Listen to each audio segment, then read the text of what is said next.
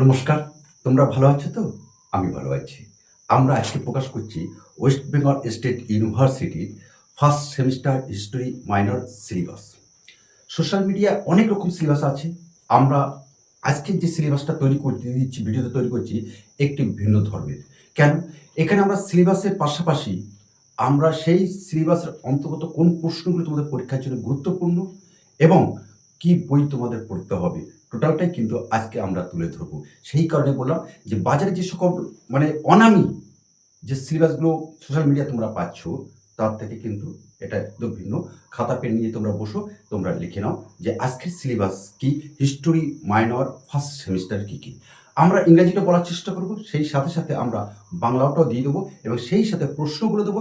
সর্বশেষ আমরা আরও একটা নতুন টপিকস, গুরুত্বপূর্ণ জিনিস তোমাদের বলে দেবো, যা তোমাদের কাজে লাগবে। তো আসুন, প্রথমে তোমাদের পড়তে হবে 300 খ্রিস্টপূর্বাব্দ পর্যন্ত তোমাদের ইতিহাসে এটা পড়তে হবে।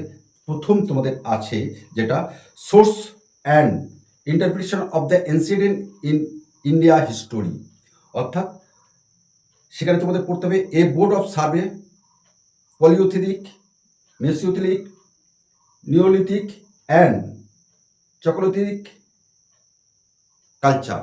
অর্থাৎ এখানে আমাদের বাংলায় যে প্রতিরূপটা হচ্ছে সেটি হলো ইতিহাস রচনায় ঐতিহাসিক উপাদান, তার উৎস এবং ব্যাখ্যা এখানে পড়তে হবে 1 নম্বর ইউনিটে।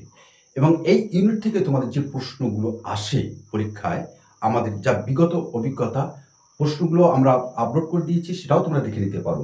1 নম্বর প্রশ্ন আসে তোমাদের, প্রাচীন ভারতীয় ইতিহাস রচনায় প্রত্নতাত্ত্বিক উপাদানের গুরুত্ব লেখো। মোস্ট ইম্পর্টেন্ট কোশ্চেন কিন্তু এটা। আবার বলছি, প্রাচীন ভারতীয় ইতিহাস রচনায় প্রত্নতাত্ত্বিক গুরুত্ব লেখো, উপাদানের গুরুত্ব লেখো। এই অধ্যায় থেকে দ্বিতীয় যে প্রশ্নটা তোমাদের গুরুত্বপূর্ণ, প্রাচীন ভারতের ইতিহাস রচনায় মুদ্রার গুরুত্ব লেখো। মোস্ট ইম্পর্টেন্ট প্রশ্ন কিন্তু। থার্ড প্রশ্ন, প্রাচীন ভারতীয় ইতিহাস রচনায় সাহিত্যিক উপাদানের গুরুত্ব লেখো। এই 3টি প্রশ্ন করলে একটি প্রশ্ন তোমরা কমন পেয়ে যাবে। দ্বিতীয় তোমাদের পড়তে হবে প্রস্তর যুগীয় সংস্কৃতি। প্রস্তর যুগীয় সংস্কৃতি, এখান থেকে যে প্রশ্নগুলো তোমাদের করতে হবে কি, প্রাচীন প্রস্তর যুগের প্রাচীন প্রস্তর যুগের ক্রম পর্যায় আলোচনা করো। প্রাচীন প্রস্তর যুগে ক্রম পর্যায় আলোচনা করো 1 নম্বর, এই প্রশ্নটা করলেই হবে। আর এর থেকে যে টিকা তোমাদের প্রশ্ন আসে, মধ্যপ্রস্তর সংস্কৃতির বৈশিষ্ট্যগুলি লেখো। মধ্যপ্রস্তর যুগের বৈশিষ্ট্যগুলি লেখো। আর সবচেয়ে ইম্পর্টেন্ট টিকা, ক্ষুদ্রাশ্রয়ী। ক্ষুদ্রাশ্রয়ী আয়ুধ বলতে কি বোঝো? মোস্ট ইম্পর্টেন্ট টিকা কিন্তু। ক্ষুদ্রাশ্রয়ী আয়ুধ বলতে তুমি কি বোঝো, এটা কিন্তু মোস্ট গুরুত্বপূর্ণ।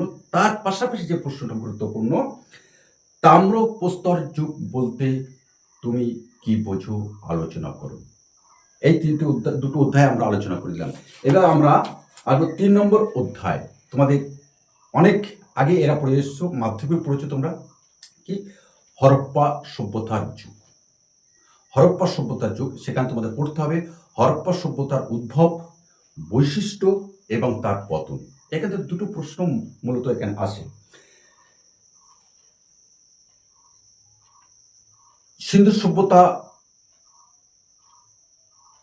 যে বা হরপ্পা সভ্যতার, সিন্ধু সভ্যতা বা হরপ্পা সভ্যতার বিলুপ্তির কারণগুলি লেখো, অর্থাৎ পতনের কারণগুলি লেখো। মোস্ট ইম্পর্টেন্ট প্রশ্ন কিন্তু। আর এর পাশাপাশি যে প্রশ্নটা গুরুত্বপূর্ণ সেটি হলো হরপ্পা সভ্যতার নগর পরিকল্পনা। হরপ্পা সভ্যতার নগর পরিকল্পনা কেমন ছিল লেখো। এখানে যে প্রশ্নটা টিকার জন্য গুরুত্বপূর্ণ, হরপ্পা বা সিন্ধু সভ্যতার লিপি সম্পর্কে তুমি কি জানো? হরপ্পা বা সিন্ধু সভ্যতার লিপি সম্পর্কে তুমি কি জানো? এই প্রশ্নগুলো তোমাদের এই হরপ্পা সভ্যতা থেকে গুরুত্বপূর্ণ। 4 নম্বর অধ্যায় তোমাদের পড়তে হবে বৈদিক সভ্যতা। 4 নম্বর অধ্যায় তোমাদের পড়তে হবে বৈদিক সভ্যতা। বৈদিক সভ্যতা থেকে তোমাদের কি প্রশ্ন, যে বৈদিক সভ্যতার এখানে তোমাদের যে প্রশ্নটা খুবই গুরুত্বপূর্ণ, যে ঋগ বৈদিক যুগের আর্যদের কি অর্থনৈতিক জীবনের বৈশিষ্ট্যগুলি আলোচনা করো। ঋগ বৈদিক যুগের আর্যদের অর্থনৈতিক বৈশিষ্ট্যগুলি আলোচনা করো। এটা কিন্তু তোমাদের গুরুত্বপূর্ণ প্রশ্ন। আর পঞ্চম অধ্যায়ে তোমাদের পড়তে হবে ষোড়শ মহাজনপাদ। পঞ্চম অধ্যায়ে পড়তে হবে ষোড়শ মহাজনপাদ। এখানে তোমার যে প্রশ্নটা গুরুত্বপূর্ণ, ষোড়শ মহাজনপাদ বলতে তোমরা কি বোঝো, এটা কিন্তু তোমাদের গুরুত্বপূর্ণ প্রশ্ন। তারপরে তোমাদের আছে পড়তে হবে বৈদেশিক আক্রমণ এবং তার প্রভাব। বৈদেশিক আক্রমণ এবং তার প্রভাব, এখানে কি করতে হবে, পড়তে হবে আলেকজান্ডারের ভারত আক্রমণের কারণ ও ফলাফল লেখো। আলেকজান্ডারের ভারত আক্রমণের কারণ ও ফলাফল লেখো। সপ্তম অধ্যায়ে তোমাদের পড়তে হবে কি প্রতিবাদী ধর্মের উত্থান। প্রতিবাদী ধর্মের উত্থান, এখানে তোমাদের পড়তে হবে প্রতিবাদী ধর্মগুলি কি কি আলোচনা করো। এখানে প্রশ্নটা আসে, এই প্রশ্নটা আবার এতেও আসে আমাদের দর্শনে, অষ্টাঙ্গিক মার্গ বলতে তোমরা কি বোঝো। বৌদ্ধ ধর্মকে কেন প্রতিবাদী ধর্ম বলা হয়। এর পাশাপাশি যে প্রশ্নটা তোমরা রাখবে, বৌদ্ধ ধর্ম এবং জৈন ধর্মের মধ্যে মূল সাদৃশ্য এবং পার্থক্যগুলি কি কি আলোচনা করো। এরপরে তোমাদের পড়তে হবে মৌর্য যুগ। মৌর্য যুগের তোমাদের যে প্রশ্ন সবচেয়ে গুরুত্বপূর্ণ, মৌর্য শাসন ব্যবস্থার প্রকৃতি আলোচনা করো। মৌর্য শাসন ব্যবস্থার প্রকৃতি আলোচনা করো। মৌর্য সাম্রাজ্যের প্রতিষ্ঠাতা হিসাবে চন্দ্রগুপ্ত মৌর্যের কৃতিত্ব আলোচনা করো। মৌর্য সাম্রাজ্যের প্রতিষ্ঠাতা হিসাবে চন্দ্রগুপ্ত মৌর্যের আলোচনা করো, কৃতিত্ব আলোচনা করো। মৌর্য সাম্রাজ্য পতনের জন্য অশোককে কি দায়ী করা যায়, তোমার উত্তরের সপক্ষে আলোচনা করো। অশোকের ধর্ম সম্পর্কে তুমি যা জানো লেখো। অশোকের ধর্ম সম্পর্কে তুমি যা জানো লেখো। এরপরে তোমাদের আছে সাতবাহন সাম্রাজ্য নবম অধ্যায়। এখানে সাতবাহন থেকে একটাই প্রশ্ন তোমরা করবে, সাতবাহন বংশের শ্রেষ্ঠ নৃপতি, সাতবাহন বংশের শ্রেষ্ঠ নৃপতি গৌতম পুত্র সাতকর্ণীর কৃতিত্ব আলোচনা করো। দশম অধ্যায় সঙ্গম যুগ। সঙ্গম যুগ থেকে আমরা দুটি প্রশ্ন দেব, সঙ্গম সাহিত্য সম্পর্কে সংক্ষেপে আলোচনা করো। 2 নম্বর প্রশ্ন, তামিল সঙ্গম যুগে সমাজ ও অর্থনৈতিক ব্যবস্থা সম্পর্কে আলোচনা করো। সর্বশেষ অধ্যায় আমাদের শক কুষাণ যুগ। এখানে দুটি বড় প্রশ্ন দেবো, দুটি বড় প্রশ্ন করলে একটা প্রশ্ন তোমরা কম পাবে। কি, কুষাণ শাসন ব্যবস্থার প্রকৃতি আলোচনা করো। কুষাণ শাসন ব্যবস্থার প্রকৃতি আলোচনা করো। কুষাণ সাম্রাজ্যের সমৃদ্ধিতে সম্রাট কনিষ্কের অবদান আলোচনা করো। কুষাণ সাম্রাজ্যের সমৃদ্ধিতে সম্রাট কনিষ্কের অবদান আলোচনা করো। আর দেখে যাবে গান্ধার শিল্পরীতি টিকা আর জুনাগড় শিলা লেখ। এই প্রশ্নগুলো তোমরা করে যাবে।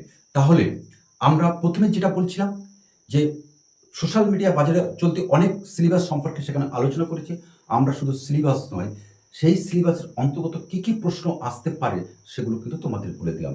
এবার আমরা বলে দেবো যে তোমাদের এই সিলেবাস থেকে তোমাদের কী কী প্রশ্ন, তোমাদের এই কী কী বই তোমরা সংগ্রহ করবে এবং কোথায় তোমরা সেই বইগুলো পাবে সেটাও আমরা বলে দেবো। এখানে তোমাদের জন্য খুব গুরুত্বপূর্ণ এবং সহজ সরল প্রাঞ্জল ভাষায় লেখা আছে এবং আমাদের ওয়েস্ট বেঙ্গল নির্ধারিত এবং প্রদর্শিত যে বইটি সেটি হলো ভারতের প্রাচীন অতীত। ভারতের প্রাচীন অতীতকে রামশরণ শর্মা। এটা কিন্তু তোমাদের ওয়েস্ট বেঙ্গল স্টেট ইউনিভার্সিটির যে ইতিহাস বিভাগ আছে সেই ইতিহাস বিভাগ থেকে রেকমেন্ডেশন বই কিন্তু এটা। কি, ভারতের প্রাচীন অতীত, রামশরণ শর্মা। এই রামশরণ শর্মার আর একটা বই আছে, প্রাচীন ভারতের সামাজিক ও অর্থনৈতিক ইতিহাস, রামশরণ শর্মা। ভারতবর্ষের ইতিহাস, রমিলা থাপার। আর সর্বশেষ আরেকটি বইয়ে তোমাদের কাছে বলে দিচ্ছি, ইতিহাসের আলোকে বৈদিক সভ্যতা, এটা সবটাই পাবে না রেফারেন্স বই হিসাবে, সুকুমারী ভট্টাচার্য। তবে তোমরা প্রাচীন ভারতের সামাজিক ও অর্থনৈতিক ইতিহাস এই বইটা, অথবা ভারতের প্রাচীন অতীত এই বইটা, রামশরণ শর্মার বইটা তোমরা কাছে রাখবে, খুব কাজে লাগবে। বইটি কোথায় পাবে? যারা বারাসাত বা কলকাতা ওরিয়েন্টেড বা অন্য কোনো জায়গায় আছো, ওয়েস্ট বেঙ্গল স্টেট ইউনিভার্সিটির অন্তর্গত ছাত্রছাত্রীরা, আমি যে স্টল থেকে বইগুলো নিই, সেখানে আমার ইউটিউব চ্যানেল ফলো করে প্রচুর অসংখ্য ছেলে মেয়ে সেখানে কি বইটা সংগ্রহ করে। কলকাতা ইউনিভার্সিটিতে প্রবেশ করতে মূল ফটক দিয়ে ডান দিকে 13 নম্বর স্টল, রাজুদার স্টলে তোমরা যাবে। সেখানে গেলে তোমরা এই বইগুলো পেয়ে যাবে। আর সেই বইগুলো যদি না পাওয়া যায়, রাজুদা যেখান থেকে হোক তোমাকে সেই বইটা সংগ্রহ করে তোমাকে দেবে। তবে একটা জিনিস বলে রাখি, এই রাজুদা কিন্তু কোনো বাজার থেকে কম পয়সায় বই বিক্রি করেন এবং কাউকে কোনো ছাত্রছাত্রীকে ঠকায় না। যারা শেষের কবিতার সুন্দরবন ইউটিউব চ্যানেল ফলো করে সেখানে যায় এবং সেখানে গিয়ে এই শেষের কবিতার সুন্দরবন কথাটা বললেই উনি তোমাকে খুবই যত্ন আপ্যায়ন করবেন এবং তোমার বইটি যেখান থেকে হোক তিনি সংগ্রহ করে দেবেন। তো আজকে আমরা এই ভিডিওটি এখানে শেষ করছি। আশা করছি তোমাদের কাজে লেগেছে। আর লাগলে অবশ্যই তোমার বন্ধুদের মধ্যে একটু শেয়ার করে দেবে। আর অবশ্যই সাবস্ক্রাইব আমাদের এই পরিবারে থাকবে, কারণ ওয়েস্ট বেঙ্গল স্টেট ইউনিভার্সিটির 17টি কলেজের ছাত্রছাত্রী, ক্যালকাটা ইউনিভার্সিটি এবং বাংলাদেশের অসংখ্য অগণিত শিক্ষানুরাগী ব্যক্তি আমার এই ক্ষুদ্র চ্যানেলটিকে তারা ফলো আপ করেন। আমি কৃতজ্ঞ তাদের প্রতি। আবার নতমস্তকে আমি কৃতজ্ঞতা স্বীকার করছি। সকলেই ভালো থেকো, সুন্দর থেকো। অবশ্যই বন্ধুদের মধ্যে একটু শেয়ার করে দিও। নমস্কার। আবার কোনো একটা ভিডিও তোমাদের সাথে আমার দেখা হবে।